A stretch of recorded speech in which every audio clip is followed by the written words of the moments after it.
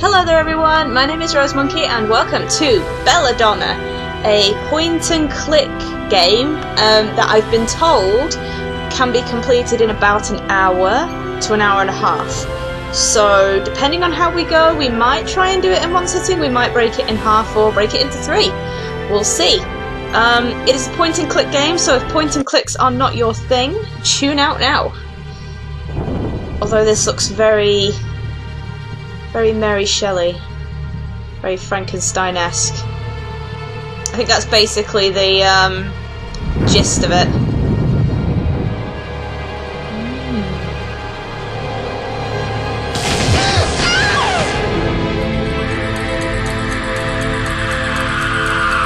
Why does she have a key sticking out the back of her head?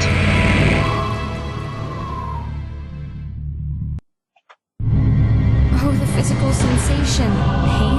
I'm alive? That's odd. I don't feel alive. What's going on? I have no memories of anything before this point in time. My mind is tabula rasa, yet I have a language. I seem to be in some laboratory of sorts. Maybe I can find out what happened if I look around. You're also having very in-depth conversation with yourself. Not sure if that's considered normal, woman. A torture device turned into a strange machine. What kind of place is this? What kind of thing are you? She's, very bizarre, womany thing. My very first memory is waking up on this thing. Before that, nothing. I wonder what I am. It won't let me right-click. It doesn't let me right-click to interact with things, so there must just be left-click. There's a handwritten note here. Maybe it can shed some light on my situation. Bring it on. Oh, good lord. Wolfram von something. It is with shaking hands and heavy heartbeats I gather before me the instruments of my last desperate attempt. I find myself on the threshold of my toils, a turning point, for should I fail tonight, I doubt I shall find the strength and resolve to continue. At my feet now lies the lifeless remains of my beautiful Belladonna. A few hours ago my wife was alive and well, and now she has been cut open, dissected, altered, and artificially reconstructed. Great. From the second she gave up her final breath, I have worked tirelessly to preserve and prepare her corpus, that I might infuse a spark of being back into her lifeless limbs. So he has resurrected his wife, it seems, but she doesn't remember anything from before. And this is the final test of all my research and experimentation. The past 5 years, the complete vivification of a human being, body and soul. The anxiety I feel is agonizing, but I cannot let it hinder me from carrying out what I must do, for my own sake and for hers. This procedure must not fail. I don't know why I stuck the word even in there. In my feverish dreams, my wife appears to me as such a lovely creature, so far removed from this creation before me. Her cheeks, once so full of laughter, are now pale almost to the point of transparency, with the skin stretched so thin over the cranium it threatens to rip at any moment. Her eyes would shine like the night sky, but are now empty, watery, and yellowish. That's gross. I have to cling to my conviction that she will regain her former grace and vitality. Once she is brought back to the realm of the living, her eyes will light up with the flame of life, a Promethean flame stolen from the very gods. From this night on, man shall be the master of his own destiny, and God shall no longer be above us. As I write, the engines of life are finally heating up, and the last of the preparations coming into order. The crucial moment is ever approaching. The time has come. ... Success. The attempt was a success. She's alive. Oh. And there's quite a few notes. So there's going to be quite a few of those, I think. And I am going to read them because I want to know the story, and I'm guessing you guys do too. Brain in a jar. It's a brain in a jar. I wonder what it's thinking. That's a weird sentiment, but okay. A human skull or a paperweight. Can I not pick any of these things up? It's a point-and-click game. Usually you can pick things up. There's a screwdriver in this toolbox. Better take it. There we go. Screwdriver. Is there anything I'm missing? Oh, I have no idea what's inside of this, but it glows. I was about to say something a minute ago, and I completely forgot what it was. It looks like the legs of a frog hooked up with wires. And I'm pretty sure it moves when I'm not watching. A bone saw. Ooh, surgical tools. Shiny. That's kind of creepy, lady. That is one ugly gargoyle. Looks like a George to me. I like her. She's coming up with names for gargoyles. Right, is there anything... What happens if I pull the switch again? And did I see anything on the bookshelf? Now is not the time. That means there is going to be a time. Books. A lot of natural philosophy and chemistry. Something by an M.W. Shelley. Told you it was very Mary Shelley. Frankenstein. Although she doesn't look like a Frankenstein monster. She kind of looks... Well, I'm assuming because he's used the entire corpse of the door one... won't budge. It seems to be barred from the other side. Okay, well, I might be able to unscrew these hinges, though. We'll try the screwdriver, is what I was about to say. Because... Screws on these hinges are rusty and stuck. I need some lubricant to loosen them up. With such a multitude of jars and bottles, at least one must have some sort of oil in it. True. She has an entire body, not like stitched together, because she's been put together from one corpse, not several. Whereas in the Frankenstein this oil looks expensive. Books, let's waste it. I like it. In the Frankenstein tale, it's some oil on the rusty screws. I believe loosen them up. I believe it's several corpses stitched together. I'm free. Well done. What a dedicated knight to guard a damp dungeon like this. Maybe he was demoted. Maybe he likes the dark. I do like this. Poet. I do like this game. Roland. Why do you keep giving everything names? Yeah, I do like this game. It's very cute. Another piece of paper. This was written long before the last one. Okay. Right. Work is going great. Kept a rat alive for an hour and 26 minutes last night. We'll move on to larger mammals within the week. So he's already experimenting on dead things. I find my life more and more polarized into two phases. I remember times when I used to climb up and down the stairs like a squirrel each day, but now I spend most of my time, and indeed most of my thoughts, down here in my laboratory, only to step upstairs at night to sleep. It is warmer upstairs in the living area, but it is boring and understimulating. Down here is where I make progress, down here is what matters, and as I lay awake beside my sleeping wife, I often wish I was down here with my experiments. Well, there you go. That's your problem. Stop experimenting on dead things and enjoy the life with your wife while she's alive instead of having to bring her back from the dead. Belladonna grows increasingly distant ever since that fateful night when our baby Lucas gave up his last breath. She has lost all traces of her old self. God knows what she is thinking about as she silently gazes into the empty air or restlessly paces back and forth in the great hall. I at least am working with my grief. I've turned my attention to the science of life and death, and not a day goes by when I do not think about how my son was untimely taken from me. This is the thought that drives me in this, the greatest of ambitions. My own son will never return, I have accepted that now, but thanks to me and my work, the cold, ruthless contrast between living and dead will in the future be much softer, maybe even completely erased. So their son died, and instead of, I don't know, building a relationship, comforting his wife through her grief, he locks himself in the laboratory the whole time. My wife, though, has let her grief devour her whole. Then stop being a scientist and go and comfort her. She's emotionally and intellectually paralysed, it seems to me. All her creativity and quickness of thought, the wittiness of her speech, and the nimble way she used to jump from one conclusion to the next, all those qualities that made me fall in love with her in the first place, these have all been snuffed out like the flame of a candle. This makes me wonder even more why I bother to go up to her bed every night. Go up to her bed. So it's not your bed conjoined, our bed, it's her bed. The shell in which she has enclosed herself cannot be breached by anything I say or do. Try harder!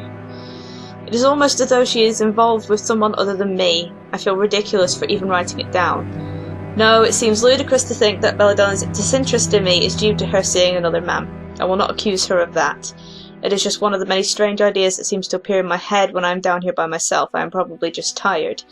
I'd better try and get some sleep as soon as this rat's heart stops beating. I wouldn't blame her. I'll be honest.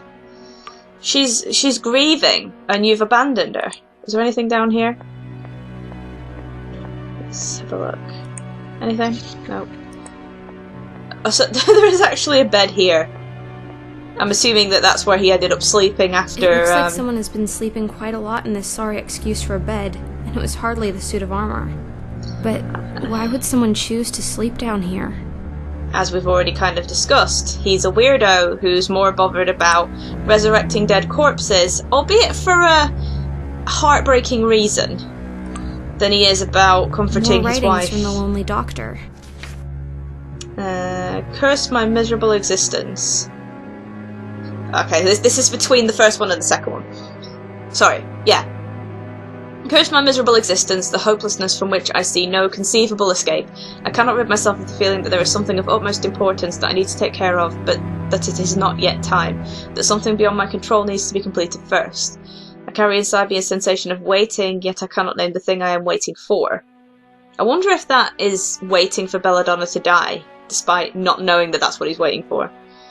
In the meantime, all I can do is work. I do make progress, but at an excruciatingly slow rate, and nothing I accomplish seems to calm the anxiety in my head. I sleep only a few hours every night and cannot remember my last hot meal.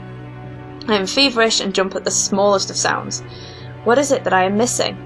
I am spending more and more time down here with my research. I only occasionally go upstairs to sleep in the master bedroom. Most nights I sleep, if at all, in a makeshift bunk I have constructed in the cellar. It is not as comfortable, but my research is at a point where it oftentimes requires my constant attention, and comfort is not my priority. I am certain I am advancing ever closer to a significant breakthrough, but it is as though I am powerless to control or even affect the rate of its occurrence. And on top of this, I cannot rid my mind of the idea that Belladonna has forgotten me and taken a new lover, a new man in her life, someone more lively than me perhaps. Someone who can still look at life with joy and optimism to match her own by grave tragedy unaffected humour. Yeah, who would that be? I can remember friends we used to have. In my memory our wedding was a crowded and festive event, but it has been years since this castle has seen any visitors. I have no time for social obligations, and Belladonna seems to have given up on everything that is pleasant in life. I suspect the castle is in an undesirable condition as well. Almost all of the staff has left us. We are down to one girl who dusts the cupboards and lights the fireplaces, but I don't see much of her either in these days. For all I know, she might be gone as well. There cannot possibly be a man in Belladonna's life apart from me. I really don't think there is. Because, like I said, she's too torn up by the loss of her child, and at the same time the loss of her husband, because she's lost them both in one fell swoop. He might still be... door. Let's take a peek through. He might still be alive. Oh! It's the key I'm after. I can't reach it with my hands. I wonder what I can invent to retrieve it. Oh! Maybe I can steal the, the suit of armor's arm or something. That's kind of gory, but... well, it's not, because he's not alive, but... Oh! Or is that... that's a stick. Okay, well, we'll try this first. Interesting, but no. Alright, what about this? I don't know why I thought that would work. Okay. So I don't have to do anything with him. It's interesting that this game kind of There's gets a long you... stick here. Perhaps it was used to try to chase away rats when trying to sleep. Yeah. It gets you to, I wonder if I can... No, I can't get at the hook. I, can go somewhere, and it tells me I need something. Yeah, Let's take a peek through. Tells me I need something before it actually lets me, The stick is long enough to reach the key, but how will I grab it? I already looked at the hook, and it didn't seem to be letting me interact with that. It wants me to go back. It wants me to keep going backwards and forwards. It doesn't tell me I can pick up certain things until I've triggered certain observations, shall we say. Which I guess is more like real life. I mean... It looks like someone's been sleeping quite a lot in this sorry excuse for a bed, and it was hardly the suit of armor. But why would someone choose to sleep down here? I can't skip her vocals. I need to stop, like, clicking on... Go down the stairs, woman! Okay, there's nothing over here it lets me interact with, so I guess we're going back in the laboratory. Can I see anything? But yeah, it's interesting that it wants me to keep going backwards and forwards. Is there anything? Is there anything else in the toolbox, maybe? The toolbox is empty. There's nothing in the toolbox. What else do we have? Oh! I love magnets. Oh! Okay. I totally didn't see that before. Look, I can attach the magnet to the end of this stick. Really? Really? How did that not light up before when I was, like, scanning the whole thing several times over? Never mind. Found it now. Another Hey. locked door. Let's take a peek through. I can't complain too much. Let's hope this works. Okay. Aha! Just as planned. Well done. You're a very clever zombie I got girl. the basement key. She's very clever as well for a... creepy. More letters. Has he figured it out yet? Figured what out yet? Oh, Oh! Hello. I see now that my suspicions have been well grounded, albeit aimed in the wrong direction. Belladonna is not seeing another man, she's seeing a woman. I am convinced that it must be that maid, Claire, or whatever her name might be. She and Belladonna are up to something, I'm sure of it, and to think of all the hours I'm stuck down here, caught up in my dreadful work, leaving them free to roam and left to their own devices upstairs. Of course they have found each other. Only living things in this whole castle besides me and my week-long rabbits. Oh, they're lasting a week now. They have it all figured out. When I come up at night, they act all innocent, keeping their mutual secret from me as a playful game. But as soon as I descend into the laboratory, they're in each other's arms again. But what can I do? The progression of events are beyond my control, just like my work. I slave away in my ghoulish endeavour, making progress every hour but never getting anywhere, and simultaneously, Belladonna is slipping away from me further and further for every night, and yet nothing ever changes. Should I confront them? Storm up there, hoping to catch the two in the act? Take back the life that was mine? The wife that was mine? No. I have no reason for my silly suspicions, no evidence whatsoever, merely a thought stuck in my brain refusing to leave. So I remain passive as always, and each new day is one more where I am unable to make an action, unable to change my wretched situation. I think it's all in your head, mate. Nothing happens. Uh-huh. A couple of cogwheels on the floor. They must have fallen off the mechanism when the door slammed shut. I wonder if I can put them back. Why not? Well, this one goes here. This one goes here. This is such a difficult puzzle. The difficulty is clicking on the bloody things. Wait, am I missing one? No? Are we good? Okay, we're good.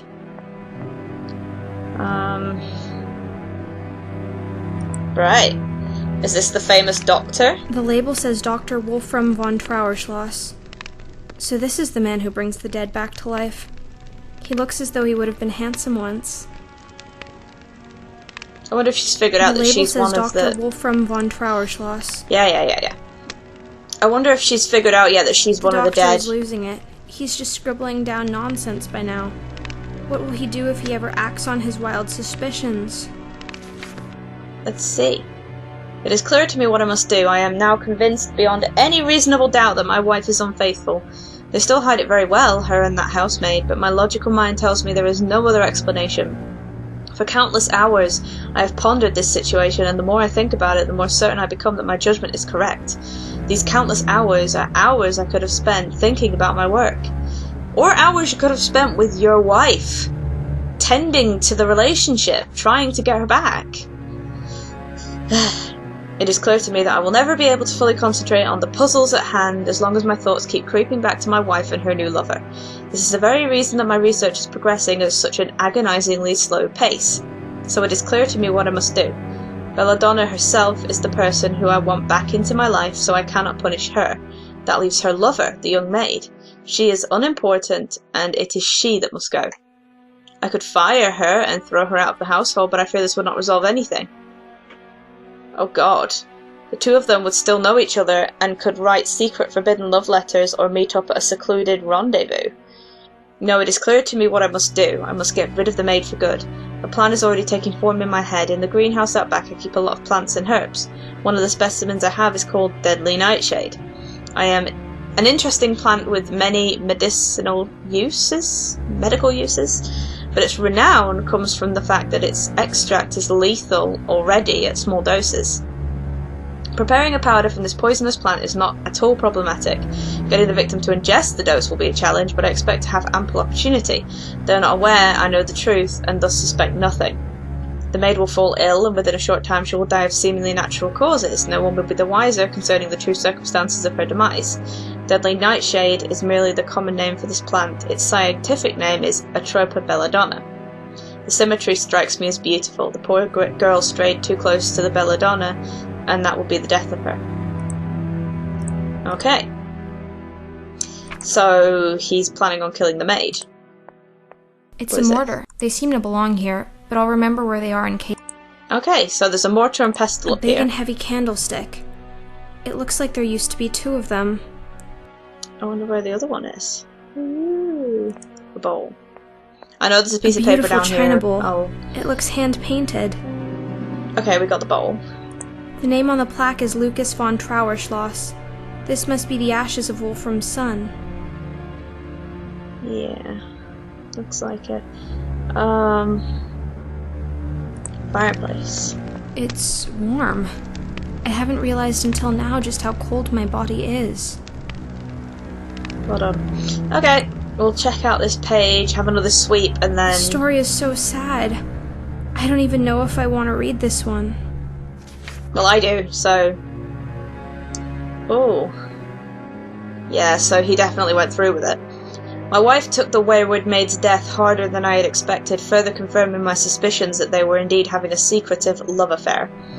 She is passionate and irrational, raging all day and crying all night. Where a few months ago the cold shroud of silence lay over our house, now there is the wailing shrieks of bedlam.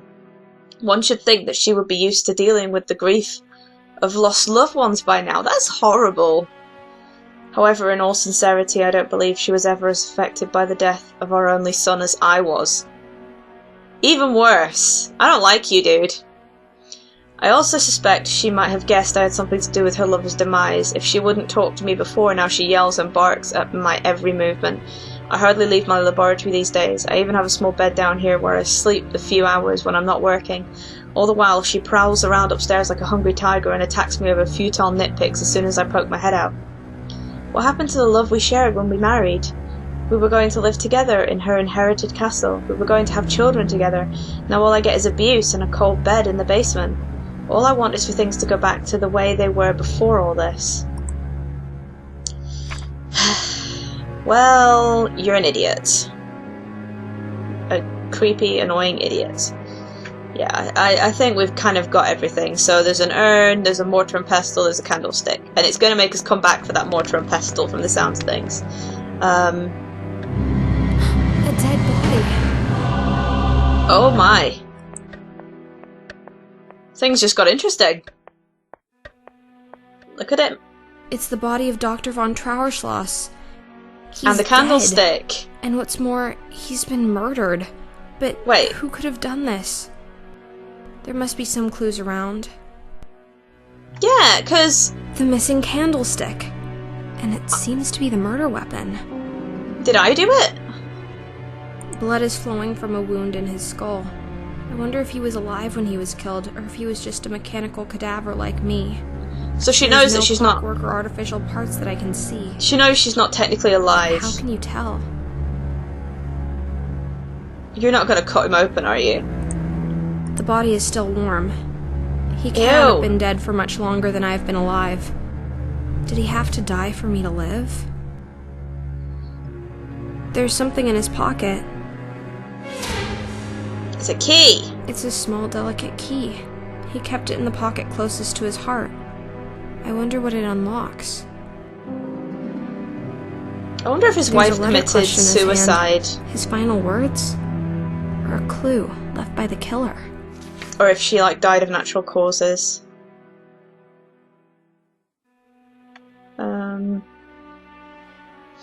Over the course of a sleepless night, I have thought through my next course of action from every possible angle, for it is indeed time for me to take action again. Even with the troublesome maid out of the way, I see little chance of getting my old Belladonna back. If anything, she is worse now than ever before. But I have an idea, one that kept me awake all night. I have come very far in my research by now. I can fairly predictably create living creatures that are stable enough to not spontaneously die again. This is consistent through many different species of animal. I have noticed something peculiar, though. The returned creations seem strangely vacant and sluggish. It is as if, although the body is brought back to life, the soul is forever lost. The creation is perfectly functional and responds to stimuli just as if it were truly alive, but the mysterious spark of will seems to be missing. I know no other way to describe the phenomenon. This bothered me before, but now I cannot help but think this might suit my needs. Isn't it precisely the strong will of my wife that is causing all my problems? There is no need to be poetic with flowers this time. I am in no short supply of lethal substances in the laboratory, and poison suits my needs well, as it leaves no physical trauma on the body. I will still need to make incisions in the corpse to replace internal organs with clockwork parts, but stitching together surgical cuts is much simpler than trying to repair unhealed bodily damage. The integrity of her visage is a priority. To extinguish Belladonna's current life and give her a new one, to bring her body and mind back, minus soul and free will. A beautiful, obedient automaton. A mechanical doll with all the functionality of a woman, but who is responsive and does what she's told.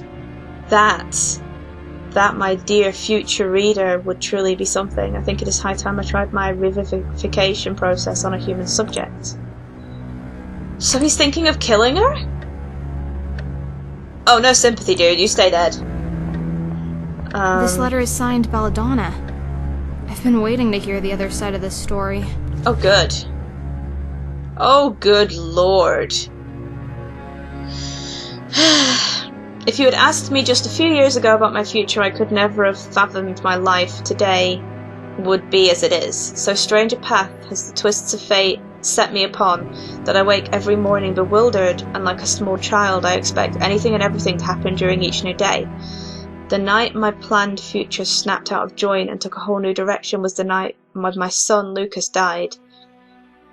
I married Dr. Wolfram von in the spring, and we loved each other deeply back then. How young we were. He was an educated gentleman from the University of Ingolstadt, and I had first assumed we would get a flat in Vienna. Instead, he convinced me we should live in my family's old castle and accept our roles as old-fashioned nobility to the little village down the hill. We moved into the castle with a staff of 30 servants, beginning the task of breathing life and joy into the majestic halls. At this time I expected to live out my life as a lady of the household, minding the servants and indeed raising children. Before long our first son was born, and shortly after he once again departed.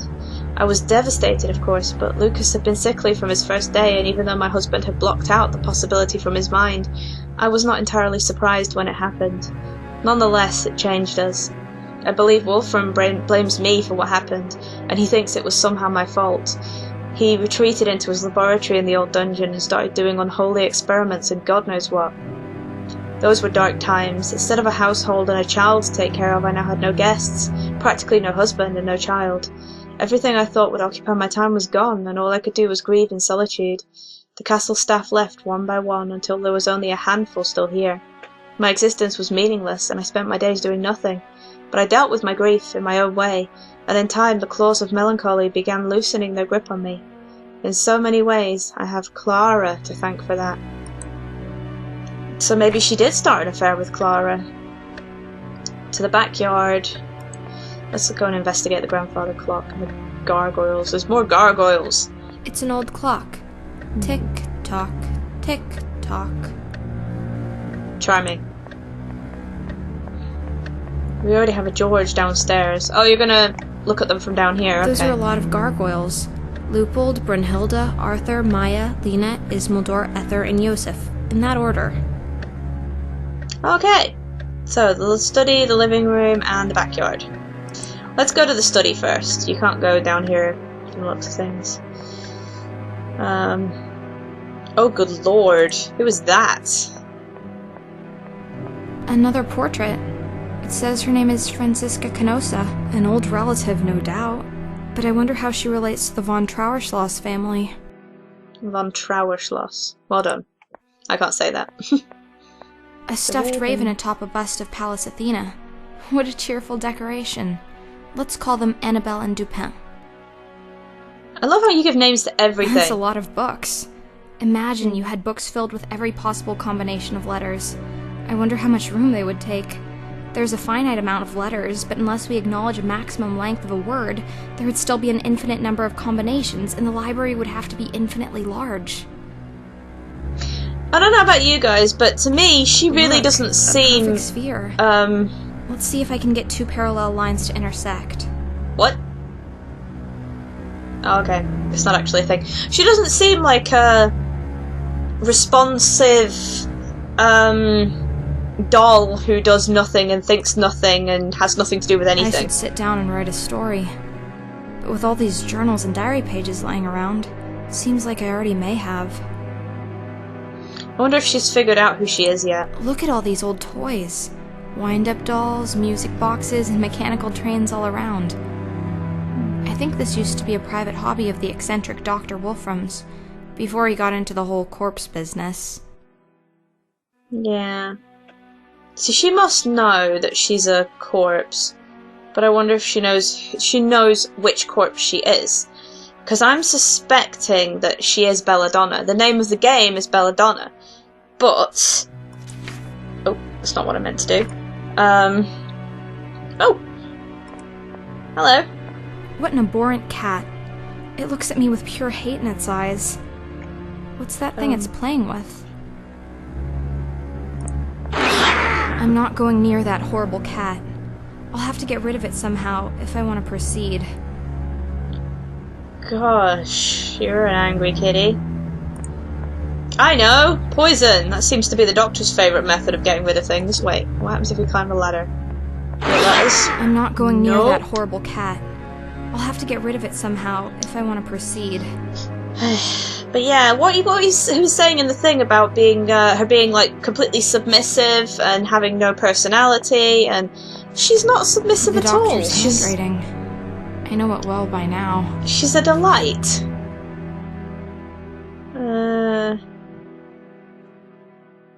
The cat. The new Belladonna. So he did go through with it. Months have passed, and I must indeed conclude that the procedure was a success. The new Belladonna is certainly calmer, friendlier, and more docile. She gladly keeps me company in the laboratory nowadays, and she is polite and pleasant in everything she does. But that's not the same character we're playing as, because she doesn't remember this. So, something else has happened. One is tempted to describe her demeanour as lobotomized, but no, when I ask her a question, she will answer in a clear and articulated voice, and she is responsive to all kinds of stimuli. Verily, I have gotten all I could ask for. That troublesome maid is gone, and Belladonna is back with me, compliant as ever. Her behaviour is exemplary. Our lives are returning to that idyllic past I had thought lost, in all aspects except one. No child giggles in these halls. But my research is proceeding rapidly, and the question presents itself. Who needs a womb to create life? I have made an unexpected observation, a side effect of the unliving condition. The household cat, a black beast, and once Belladonna's loving pet, has gained a great mistrust for the latter's new form. A disquiet has fallen over the animal, and he will not go near the creation. Why is this, I wonder? Why this lack of trust, this sudden and ferocious hatred? Belladonna's appearance seems to me not much unlike what the cat before so fondly gravitated towards, but evidently the beast perceives the difference. As a species, the cat has popularly been associated with witchcraft and mysticism. Their eyes do indeed strike one as remarkable. Is it perchance so that the feline oculus is capable of peering into a human soul and spirit, and so when faced with the created Belladonna, is distressed by the lack thereof? I don't know. So that's all the doctor's notes. Those are Belladonna's. Are these also, like, it looks like these also lead on to being Belladonna's. I wonder whose that is. Maybe that's the maid. Okay, so we can't get past the cat right now, anyway. Let's go check out in here. Well, there's a bloody journal page. And lots of sheeted furniture. Outside. I have no concept of the current year, season, or even geographical location. I do think it's creepy that you have things coming out the front of your head. This room looks completely abandoned. I suppose this is what happens when you're down to a skeleton crew of only one maid, no matter how fantastic she is. True. Okay, Another let's have journal a look. page. This one has drops of blood on it. Oh. Interesting. I, Belladonna, must think, remember, hands, fingers, right words. Hate. Ah. So that's Belladonna trying to figure out what happened, I guess. She must have figured out something. Yeah. Maybe she did try to end her own life. Afterlife, or zombie life, or whatever it is. Frankenstein monster life. Oh, I can actually go outside. A bottle of milk. There's a bottle of milk out here. I wonder how long it's been here. At any rate, it's frozen completely solid. No wonder in this cold. Can I not? Oh, I can. Right, okay. A sound idea, but the milk is frozen. Can't be poured. So we'll have to take it to the fire, no doubt. One more Belladonna letter. Let's read about this Clara figure. Shoosh, owl. Clara Steiber was one of the several chambermaids we hired when we moved into the castle shortly after the marriage. In the warm light of recent events, I feel as though I could pick her out of a crowd already at this time, but I suspect that the truth is that she was just another servant, one of many, and I didn't pay her close to the attention I now know she deserves. The time following the death of Lucas is hazy and unclear in my memory. I know I spent most of my time in an armchair in the living room staring out the window. I now know that this must have been a difficult time for the staff as well. My apathy left them without purpose, as more and more of the household was shut down. Soon the cooks and stable grooms began abandoning what they wisely identified as a sinking ship. More and more of the staff left the castle to seek employment elsewhere. There was less and less reason for the rest to stay, and the household was quickly decimated. But throughout all this, young Clara never left my side, and she gradually shouldered more and more of the household responsibilities, making it her task to take care of me and nurse me through my melancholy. It was her loyalty and industriousness when everyone else left that finally brought me back from my condition, and indeed her love. As I now sit down to write, it has been a long, unbroken chain of happy days. Clara and I have have the whole castle practically to ourselves, and nothing to do but to enjoy our lives and each other. We sleep in a new room every night, cook our own food, and have picnics under tables or in front of the fireplace. We have no incentive whatsoever to uphold convention and norms when this household has become like a secure pocket inside the rest of reality. In truth, this touches on what I treasure most in Clara. Neither of us reap any concrete benefits from our union, neither financial nor societal. There is no embedded purpose of producing heirs. Our relationship exists solely for itself, and its own reward is its own reward. I am already adopting her adorable habit of naming inanimate objects. So maybe I'm Clara, not Belladonna. Or maybe I am Belladonna and that seems to have stuck. The castle is not quite ours, however. Wolfram still lurks like a ghoul downstairs and occasionally emerges and spends the night up here with me. We have little in common anymore. In fact, he is like a completely new person. His mind is vacant, his stare distant, he's thinner than ever before and shivers with cold. Clara, jokingly, suggested that we might have him declared mad and sent off to an institution. An innocent idea in her mind, but with some planning, this act might eventually prove to be our surest path to finally reclaiming this old castle for us alone. So there was some kind of plot against him. But again, I wonder if I'm Clara, or if I'm Belladonna. This must be the family cemetery. Yet, baby Lucas rests in an urn in the dining room. Why is that? Because they wanted him close. He was only a baby. It says, Snowflake the pet cat. How cute. The stone is so old and the name is worn off. Could you not, please? The tombstone says Clara Stieber. This must be the grave of the wonderful maid I've heard so much about. I think that might be I you. notice that it's been emptied. The tombstone says Clara Stieber. Alright, This must be the grave of the wonderful maid I've heard so much about. I can't Give help me but the mouse notice that back. it's been emptied. So I'm gonna make a premonition. Oh, I can actually... I can go to the greenhouse. I'm gonna make a premonition here, right? I suspect that I am Clara, not Belladonna. And what I think may have happened is Belladonna has killed what's his name? Wolfram, and resurrected Clara, and that's me. But it's just a guess. I could still be Belladonna at this point. Great God, why did I not then expire? Why am I here to relate the destruction of the best hope and the purest creature of earth? It was mere days ago, at the peak of our bliss, when Clara fell ill. She complained of headaches and tiredness, so I made a bed for her and laid her down to rest. For the next few days I cared for my companion just as she had cared for me, and nursed her with all my love and compassion. We believed it was just a passing sickness, and it would be over shortly.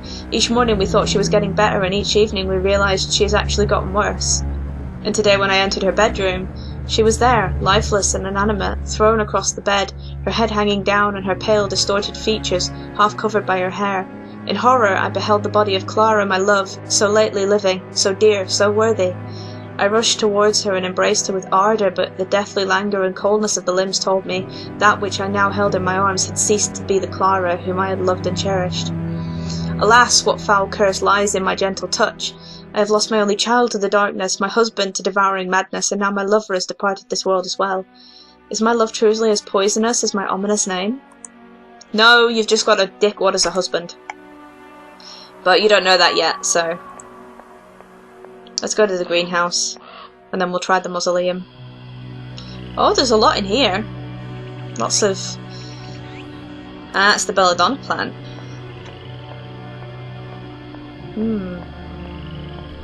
Belladonna. This little plant has caused a lot of trouble. For a flower, it's not particularly beautiful, but for a murder weapon, it sure is. I can take the flower. I was wondering if that had something to... Looks very peaceful. Something to do with the I've been reincarnated mortar and into pestle. one of those instead of being forced back into this mess. Yeah, but then you wouldn't be able to name inanimate objects like you do. Basket. Nothing inside. Lantern? This lantern might prove to be the very first thing that actually manages to shed some light on my situation. I'll keep it.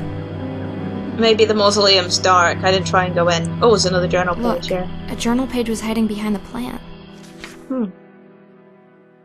Did Wolfram murder poor Clara, or did he not? She sussed it. My situation has reached a point where it hardly makes any difference. I still cannot prove anything, but my conviction of his sin is only growing stronger. I cannot look at his face without seeing a murderer, nor listen to his voice without hearing the words of an evil man. And the coward knows it. He sees the judgment in my eyes, and he shrinks away from it like the rodent he is. Guilty or not, he could not act more like a culprit if he so confessed his crime in the town square. If he was hiding in his laboratory before, now he practically lives there. We both realised that he lacks the courage to meet my gaze, and after that he simply stopped coming back upstairs. The villain! The fiend! He can rot away in his dungeon, forgotten by the world. His remaining days spent in darkness and solitude. I will not forgive him. How could I, when he has provided me with nothing but misery since the day we met? The living areas of this castle are mine now, and if my husband is incapable of even confronting me, he shall have no benefit from them. Curse my miserable existence. Okay, so we've missed one there. That might be the one that's over here.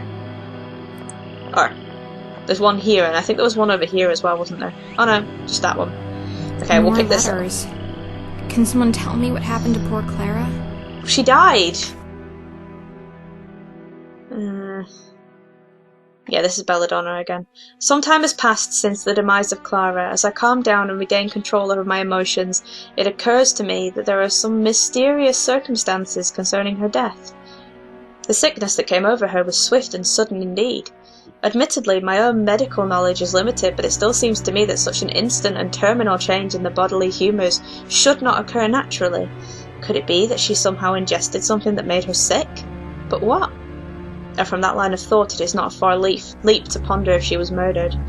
It was long ago that I lost track of the details of my husband's deranged research, but I do know he handles lethal substances and obscure chemicals. How easy it would have been for him to slip something into Clara's food. So then why would he do such a thing? Did he know about our affair? We were very careful, but perchance he guessed it, despite our efforts. He would not go so far as to murder based solely on a guess, would he? The distressing truth is, I no longer have any way of telling what Wolfram is capable of. It is of vital importance that these notes never reach any eyes but my own.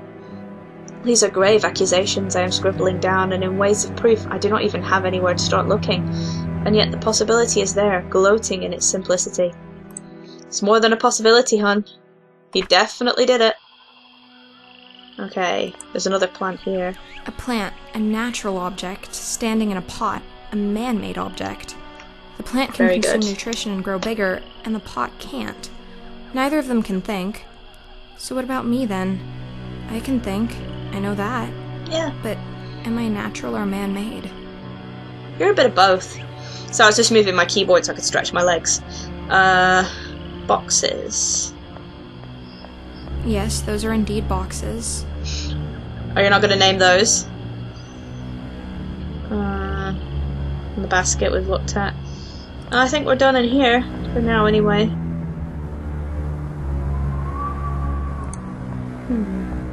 What a marvelous mausoleum. The plaque says, Francisca Canosa. This must be the resting place of the lady from the portrait in the study. Are we going in? 2 statues of angels. It seems a bit paradoxical to create statues depicting something that's supposed to be immaterial. Let's call them Justifer and Phi. What a marvelous This must be the... We're not allowed in. Okay. So we know that Belladonna died. And we can assume from this final note here... Oh no. Ah. So he didn't bring her back twice, he only brought her back once. It was the order of the notes. So that first note that we found was this one, wasn't it?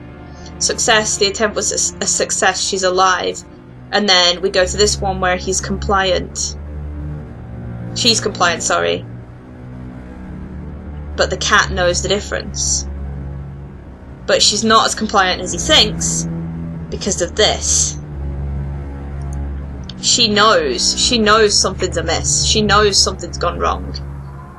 She knows what she is and she knows he's done it. So I'm assuming she's the one that killed... You look creepy in that little alcove there. I'm still thinking I'm Clara. Okay, go to the... She's not moving. Go to the dinner room. Okay. So, we'll try the milk in the fireplace. I'll let it stand by the fire for a while. Okay, so we have to let it stand. Might as well try this. Let's grind this plant into powder. I don't know what that's for, but... It's thawed. The milk is now in liquid form. Good job. Can we... Yeah. The milk pours easily. Bowl for the kitty. I don't know why I've got belladonna powder. I think it's interesting that I've got belladonna powder. But I don't know what it's for, or what that key's for, or what the lantern's for, or what anything is for. Except for this cat milk bowl situation. I'm not going near that horrible cat. I'll have to get rid of it somehow if I want to proceed. I am getting rid of it. Just let me give the milk bowl. Okay, so I can give delicious milk to my fearsome adversary. But why would I want to do that? This creature has nothing but scorn for me. It would just take my milk and keep attacking me afterwards. Unthankful thing. We're not gonna kill the cat. Is this how Clara died? We're gonna kill the cat! Yes, this should put an end to the grim reign of this beast. gonna kill the cat. Look, Oh. it's a key, and it has a funny tassel attached to it. No wonder the cat wanted to play with it. The animal must have managed to steal a key somehow.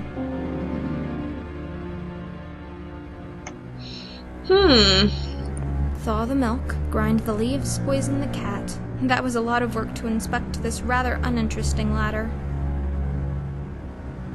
There's more to it than that. This is strange. This is Belladonna's signature, but the handwriting is just wrong. Ah. I write to exercise my brain. I find that my thoughts becomes more firm and solid if I force myself to put them down on paper. It doesn't matter what I write as long as I can learn to think again and to remember. I must try and remember. I have no idea how long I have been this way, a walking corpse, a mimicry of human life, an unmensch. This is all the doings of my despicable husband. He could not be happier, the villain. He got what he wanted, an obedient wife, a beautiful Galate that exists solely for his pleasure. If only he knew. These notes are the centre of my universe, and I keep them well hidden. He doesn't know, he has no idea. The thought has not occurred to him that I might be a thinking being, and I intend to keep it that way.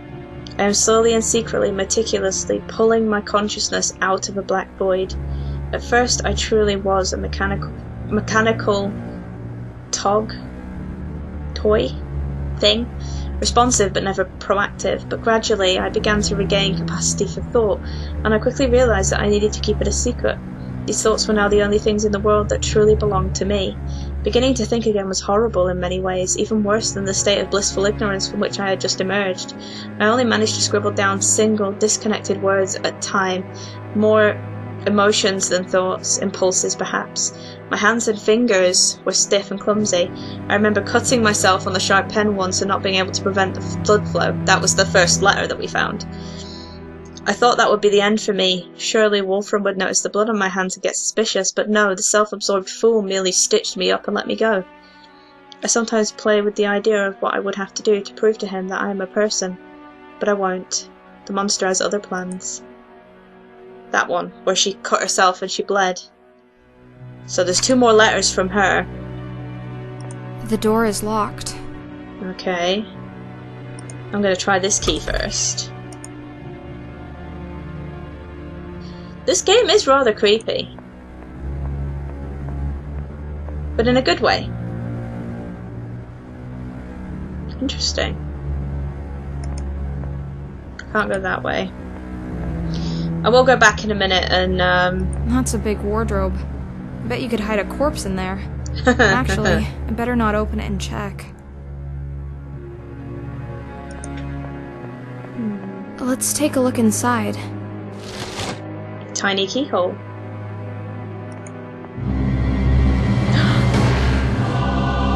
That's Belladonna. Okay, rewind. We're going too fast. There's a note in here. So it was her that brought me back. I must be Clara. As my consciousness grows stronger, so does my hatred for my husband. I'm so gonna play this game to the end. I want to know what happens. Each morning he brings me with him down to the laboratory and places me in a corner. There I will stand for the rest of the day, still as a statue, silent as death. Occasionally he will throw me a glance or a smile. I find my body smiling warmly back, almost like a reflex, and this indoctrination disgusts me. I am a living decoration, a breathing statue of flesh, his wind-up toy bride. So that was toy that he said before. But little does he suspect my eyes are darting across the room secretly and attentively following his smallest movements. I carefully memorise every step he takes, every note he writes down, every tiny detail of his ghoulish discovery. If only he knew how fast I am learning, what a willing student I am. As of late, he has even picked up the habit of explaining his scientific work aloud. It helps him think, I suppose, and I nod and smile and give little encouraging laughs at all the right places. He is muttering his darkest secrets to me, and I drink it all up. And oh, if only he knew just how close he brushes with his own demise. Hundreds of times each day he is close enough for me to me for my hands to reach up and snap his neck, my strong fingers around his throat, slowly squeezing his precious life out of him. But no matter how close he stands, my arms will not move. I am a prisoner in my own corpse, staring out through glassy eyes but unable to will any action into my own dead limbs. Call for me and I will walk. Ask me a question and I will talk. But my rotting brain is unable to form initiatives of its own. I'm a golem following orders. Yet with each passing night my willpower grows stronger. I write my thoughts down diligently and practice my mental capacities with all the resolve I have. The results are slow but reliable. One day soon I will have the tenacity to strike. And as soon as the time comes, strike I will. One of these days his loving, lifeless doll, life-size doll, will suddenly find the power within her to execute her swift revenge. There's only one note left there, and then there's one note there, which I haven't found yet. Alright. Let's go find out what the tiny keyhole unlocks, and then let's see if we can talk to Belladonna. I wonder if this key fits. There's a key hidden inside. A very important one. Giant key. Coils of rope. I wonder why we're keeping rope in the bedroom. The mirror is completely shattered. I think someone in here didn't really like their reflection. I don't really know if I want to look at Belladonna's face. Let's take the journal page first. Failure. The attempt was a failure. I could not lure my lost lover back into her deceased corpse. All my preparations in vain, all alone now. No one to turn my key. So she literally is wind up.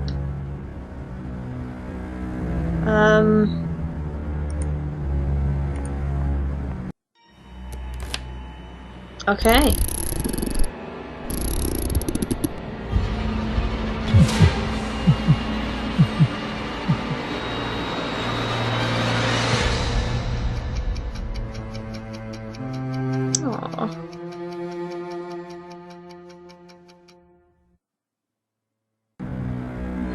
Clara, it really is you. Oh dear lord, you're creepy. I was so certain I'd never see you again.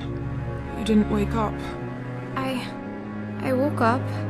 I've been wandering lost ever since, trying to find out what's going on. How are you feeling? Do you remember me? I have no memories of you, or of myself. But I found some notes lying around. I can only assume you're the one called Belladonna? I am Belladonna, murdered and reanimated by Dr. von Trauerschloss. At first a mindless mechanical doll, but I slowly regained control over my brain. And when the time was right, I broke free. Your eyes are creepy. I saw the doctor's body. Yes, I crushed his skull. Standing over his blood-soaked remains, I was free at last. But where did I come from? If he was dead... She did it. Was it you who brought me back? Yes, my love. You were the only thing on my mind as I stood there, alone and victorious. I had secretly watched the doctor's process, and I desperately wanted to believe that I could get you back. I unearthed your grave and carried your dead body down to the laboratory. I did everything right, to the smallest detail, but you didn't wake up. And my time was running out. I can't turn my own key, and now that I was alone in the castle, I knew my life force would run out quickly. But for all my effort, you remained dead, and with no one to keep me vital, I eventually sat down here and just stopped. But I did wake up. Yes, apparently you did. Your body had been in the ground for quite some time. Perhaps that made the reanimation process slower, but with your key powering your brain directly, you did not have to go through the drawn-out, sluggish wake-up. I take it your cognitive powers and language have been with you from the start. Well, yes. Excellent. Then I have even improved on the doctor's method, but I doubt independent thinking and free will was ever in his interest to reproduce. Probably not. Do you think you could do it again? Create more of us, you mean? Yes, I hold the secret of life and death, and I plan to use it. The experimentations must continue. And the two of us will have no place in this world. Quite right. So, we'll make us a place, Dead bodies will never be in short supply. We'll make more of our kind, a whole new race of the damned. Where do we start? I know for a fact that there's a fresh body lying out there in the Great Hall. The doctor. She has a point. His flesh, at least. We won't be using his wretched brain. There is I've another already brain. destroyed it in any case, but the body will do. We will have to find a few other ingredients. Will you help me? So we haven't finished. The game isn't over. Of course I will. Thank you, my love. I'll carry the body down to the laboratory and start with the preparations, and in the meantime you can help me with a few other things. The doctor's brain is completely destroyed. I made sure of that. But there's another brain downstairs. I don't think any of us want his villainous brain back amongst us. No, probably not. We're going to need to find a new one. Secondly, we will also need some clockwork parts. You have to manufacture a force to keep the dead body going. Thirdly, not only the brain, but also the head and the cranium were damaged. There's a skull downstairs as well. If we can find a new head, that would save a lot of reconstructing effort. Right. A brain, a clockwork, head. More questions. Things have been puzzling me. Did I used to have hair? Did I used to have hair? You had beautiful hair. Unfortunately, I had to shave it all off in order to operate on your head and open your cranium. Will it grow back? I don't rightly know. No. Maybe. We'll have to wait and see. I doubt it. Yet, you're not bald. I was revivified directly after my death, when my body was still fresh. You, my dear, had been in the ground for quite some time. I had to reconstruct large parts of your decomposed corpse. That explains the metal construction holding together my skull. It does. I have my fair share of screws and bolts myself, but they are carefully hidden.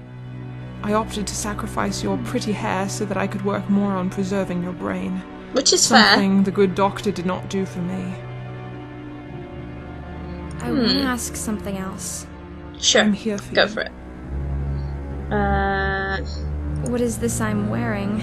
The dress I'm thing. so sorry about that. I covered you in scraps and bandages I found in the laboratory. I had to cut open and discard most of what you were buried in order to stitch you up. I want you to know that my plan was to be right next to you when you woke up, to help you understand and to find a proper dress. I'm so sorry it didn't come to pass like that. It's fine. On my way in here, I killed a cat. It was in my way and it felt so natural to just dispose of it. It worries me a bit.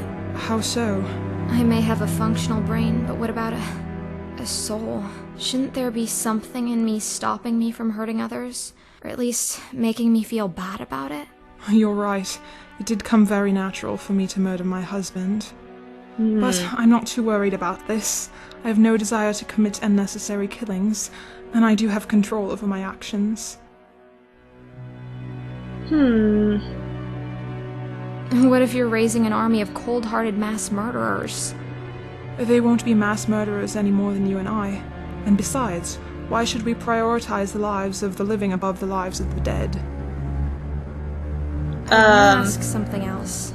I'm here for you. Why did you put this wind-up mechanism in my head? Yours is in your back. Yes, the damned doctor had placed my wind-up mechanism in my back. It goes straight into my chest and heart, giving me a strong central of power. But it is placed outside my own reach. So, you can't turn it yourself? No, I can't. I have to depend on others. That's why I chose to put the key in the back of your head, well within reach of your own hands. Touché. I know what it means to not be in control of your own existence, and I will never put someone else in the situation I am in. Thank you. Of course. I want to ask something else. I'm here for you. I'm pretty sure I'm done. I'll start looking for the objects then. Thank you. Come talk to me if there's something you're unsure about. She has huge hips. I have to admit, I like the realism.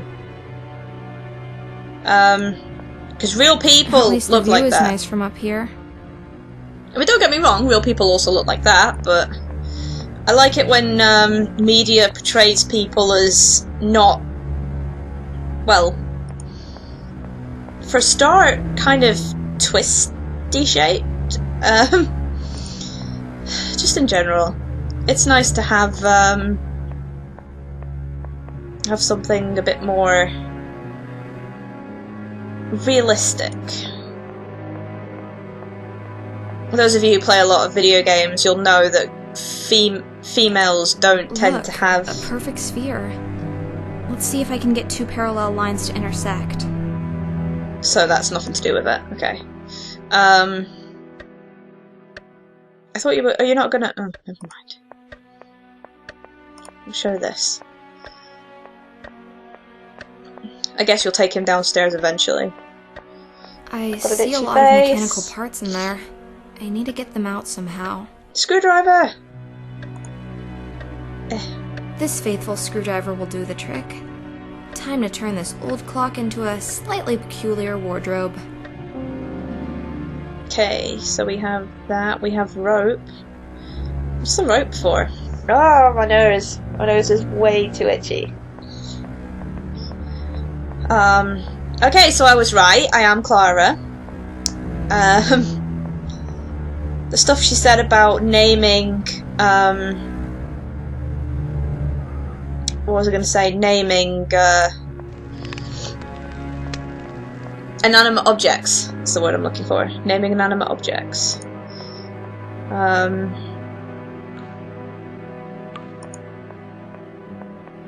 Oh, I wonder if I can take the head from, Roland. Is it Roland? I wonder if that'll be a thing. Hello, Roland. No? That won't work. Okay. Apparently we can't steal Roland's head. About the skull. A human skull or a paperweight. The body of a deranged murderer, the decomposed head of an old lady, the brain of a small child. How could this possibly go wrong? Decomposed head of a whole old lady. So it wants me to go into the... Okay. Wait. Lucas's brain? Really?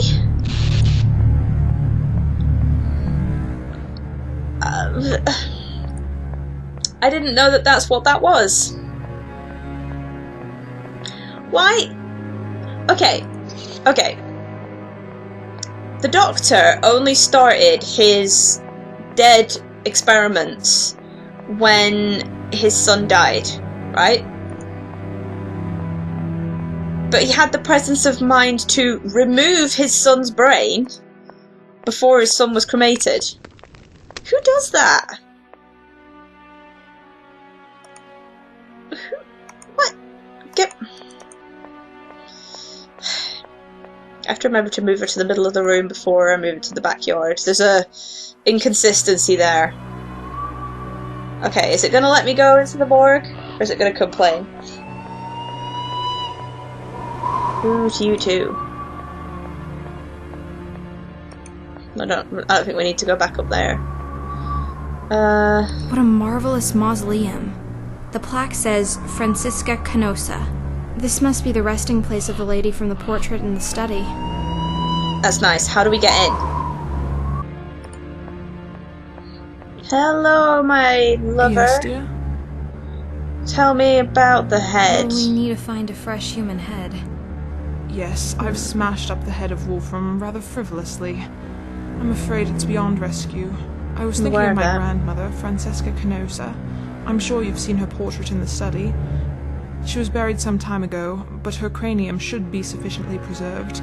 Okay. She rests in the mausoleum in the cemetery outside, but there is a hidden way into the tomb behind the armor in the basement.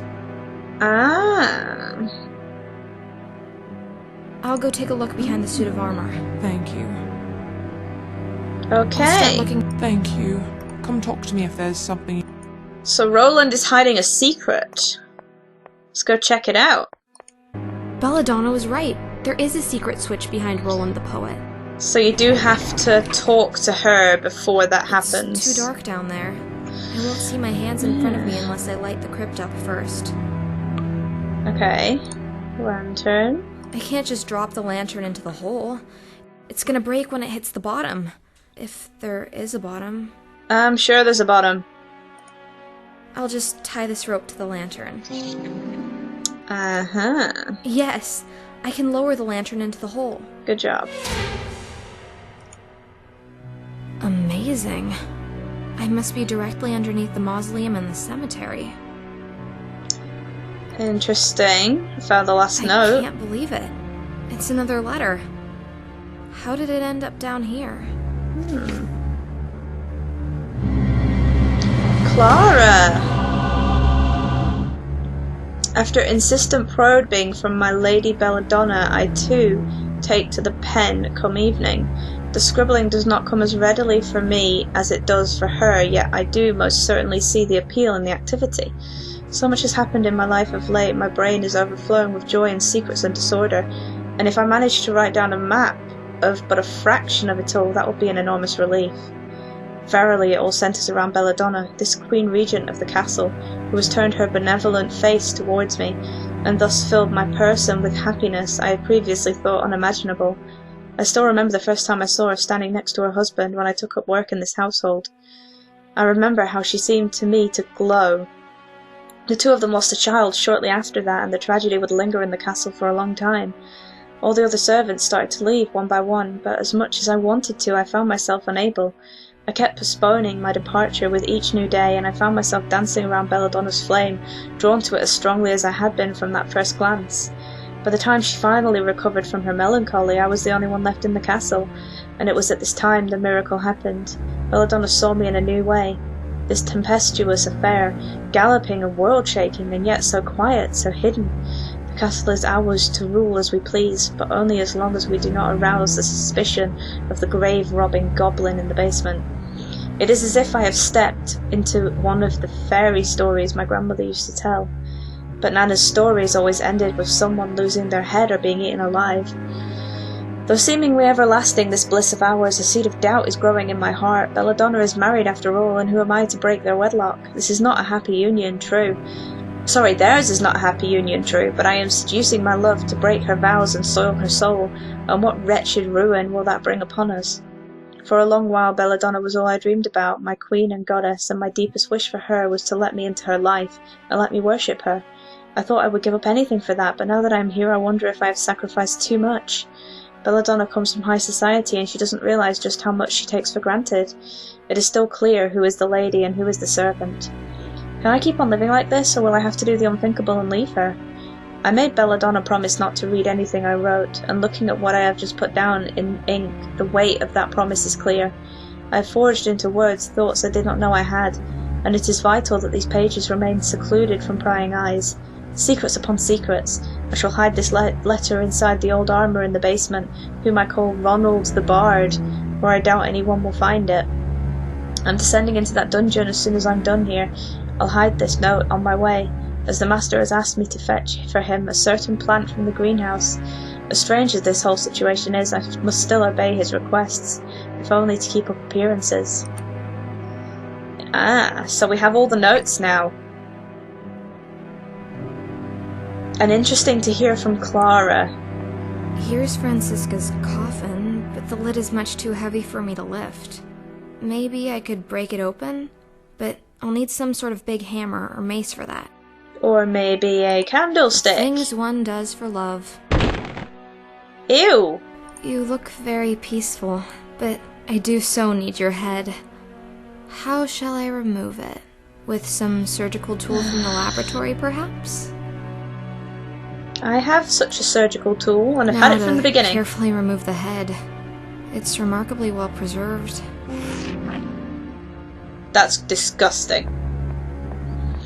But I guess we're all done. So, yeah. And there's blood, so I'm assuming that the body has made it into the... Yep, here we go. Do I have to combine everything, or do I just give it all to Belladonna? Ew. I'm just gonna give it to Belladonna. Thank you, dear. Thank you, dear. Thank you, dear. The creation is complete. All we need to do now is force life into these dead limbs. That big switch on the wall initiates the procedure. Will you have the honor, my dear? Gladly. Okay. The time has come. Think about whether we should or shouldn't after. Since the first time I saw it. Oh yeah. Because who wouldn't want to pull a giant switch on the wall that's linked to electricity and zombies and Frankenstein monsters?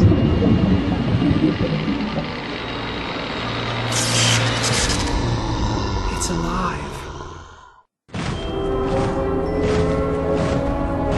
The end. I like the artwork. So yeah, it looks like we raised an army of things. So there we go, that was Belladonna. I really enjoyed that. I liked the story. I liked the idea of villainism in it, like who's the baddie, who's the goodie, because on the one hand, you kind of want to think that Clara's a goodie, because you play as her, but then she does kill the cat, and her and Belladonna do go on to raise an army of dead things. But at the same time, you certainly can't say that the Doctor is a goodie, because he kills his wife, and kills her lover, and all kinds of things, so yeah. But again, I still think that if he had been more responsive to her from the beginning and supported her through the death of their child, then none of this need happen. Too busy playing with dead bodies instead of spending time with his wife. But anyway, so that was Belladonna. I hope you guys enjoyed it. I really did. Thank you for watching. If you enjoyed the idea of point and click games, let me know in the comments below, or send me a message on any one of the number of social media sites I'm on. Let me know if you want to see more games like this, because I really enjoyed it. So yeah, thank you for watching. I hope you guys did enjoy it. If you did, give that like button some love, and I'll be back with more games, more point and click games perhaps, and more other types of games very soon. Bye! Can I have a stick? Oh, my heel! Something